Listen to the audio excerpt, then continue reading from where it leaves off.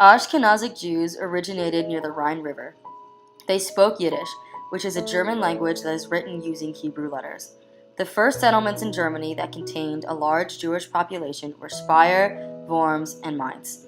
In 1096, Pope Urban II called for an armed pilgrimage to Jerusalem, more commonly known as the People's Crusade, which French and German Christians responded to by attacking Jewish communities in the Rhineland, including the previously mentioned cities.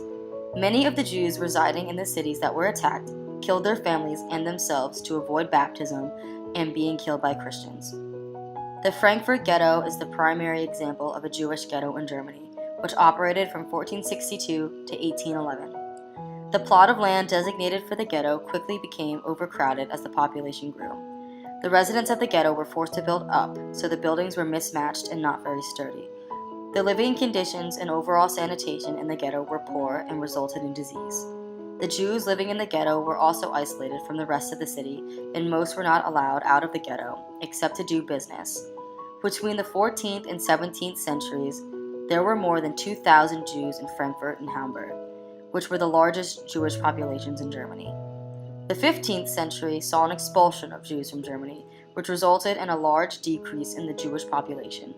Documents such as the Edict of Tolerance from 1782 and the Unification of Germany from 1871 pioneered documentation for Jewish rights in Germany. The German view of the Jews in the interwar years that resulted in the events of the Holocaust stated essentially that Jews were intrinsically evil and responsible for all suffering, moral corruption, decay, and degeneration, and in the modern world, communism, capitalism, and liberalism were all inherently Jewish. The Nazis thus offered a modern salvation. In popular opinion, Jews could not be German and therefore should not be in Germany. By 1938, Jews were legally barred from enjoying the rights of German citizenship. In 1933, there were 522,000 estimated Jews in the country. After 6 years of Nazi rule, only 214,000 remained. By this point, Nazi-sponsored legislation persecuted the Jewish population. Jewish businesses closed, Jews had a strict curfew, were forbidden from particular cities, and were granted lowering access to necessities. Private property of Jews essential to the war effort was confiscated. By 1941, Jews could no longer use public transportation and were required to wear a yellow star on their outermost garment. In this year, 42,000 Jews were rounded up and deported from the so-called Greater German Reich. By 1943, the last major deportations of Jews out of Germany occurred. Many deportations first took the Jews to one of the 400 walled-off ghettos, then to killing centers located outside of the German state and occupied territories. Ghettos were full of starvation, overcrowding, exposure to cold, and contagious diseases which killed tens of thousands of people, while they struggled to maintain their cultural, communal, and religious lives at the threat of punishment. In these camps, it was also common to find people working for the Gestapo and turning on each other for better treatment from the Germans. Rebellions were also common but futile. From the ghettos, they were taken to forced labor camps to work for the German war effort. Many extermination or labor camps were located in Poland. Methods of mass murder included starvation, malnutrition, exhaustion from slave labor, medical experimentation, disease, and brutality. More often, people were killed upon immediate arrival at the centers by gas piped into mobile gas vans on their way to a mass grave in the forest or in gas chambers designed to kill large groups quickly. These stationary gas chambers had adjoining crematoriums with dumping sites in the forests, lakes, and ponds. Mass burial and bonfires of burning bodies remained common. German Jews were available for the labor market. They fitted easily into the emerging war production system, and it was just as easy to replace them. When the German Jewish population dropped in 1942 due to the deportations, forced labor suffered shortages. Hitler refused to import Jews back into the country. It was not until 1944, when labor services became dire, that he ordered the import of 200,000 Jews from Hungary to be brought to Germany. This contradicted the Nazi goal that was more or less achieved by 1943. Removing all Jews from Germany. After the war, the Jews were liberated from camps, ghettos, and prisons. They became the displaced persons of Europe, many suffering ill health and deep psychological scars.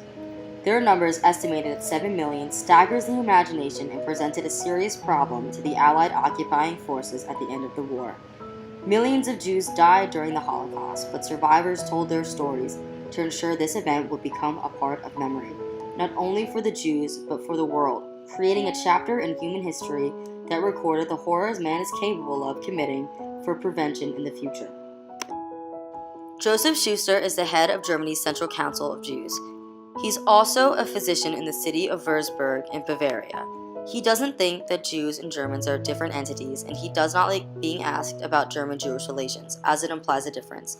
He thinks that the biggest issues facing Jewish communities in Germany today are the different factions within the whole.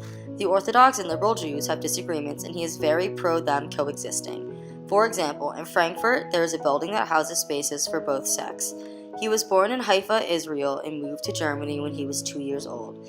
He attended school in Germany and has been involved in the Central Council of Jews for over 15 years. He served as the deputy for the former head of the council until he stepped down. He wants to highlight life's happy side and knows that although the Holocaust is a part of Jewish history, that is not all of it, and he hopes to spread this message in his work. He also hopes to find a good balance within his profession as a physician in Würzburg as well as his role in Berlin. After American forces marched into Frankfurt on March 29, 1945, 150 to 200 Jewish people remained living in Frankfurt. The liberation of Munich occurred on April 30, 1945, and 398 Jews were found living there. After the liberation of Munich, Rabbi Aaron Orenstein led to an increase of the Jewish community, about 2,800 members, and most of these Jews moved to Munich after the war. A synagogue was built in 1947 in Munich, which brought even more Jews.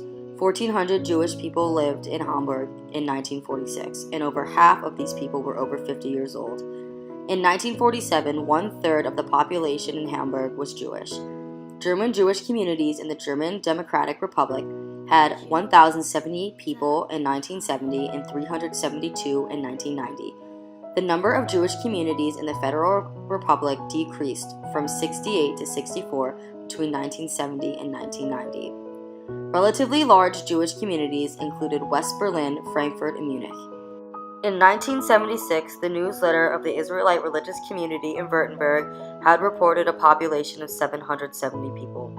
Jews also arrived in the Federal Republic by the way of Israel, which included more than 650 Jews at the beginning of 1975. Offenbach, which was the second center for Soviet Jewish representatives, had 1,200 Jewish immigrants, but only 336 of them registered within the Jewish community.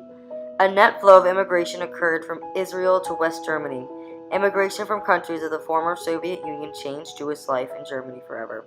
In 2015, 108 Jewish communities emerged in Germany, with a total membership of 100,000 Jews.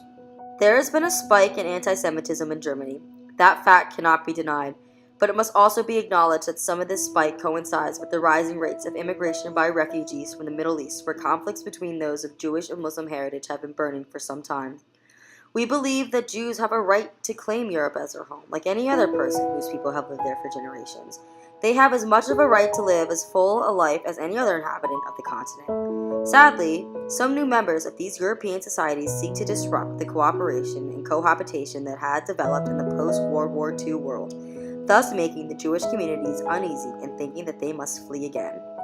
We believe that if the Jewish people of Europe stand together and join with other groups seeking support for understanding their cultures, that they can stamp out a lot of the growing hatred.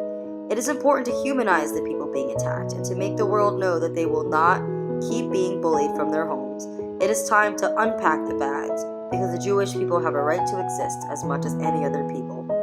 If the Jews do find that they want to move elsewhere, America is a good option. As in Europe, the occurrences of anti-Semitism in America have risen.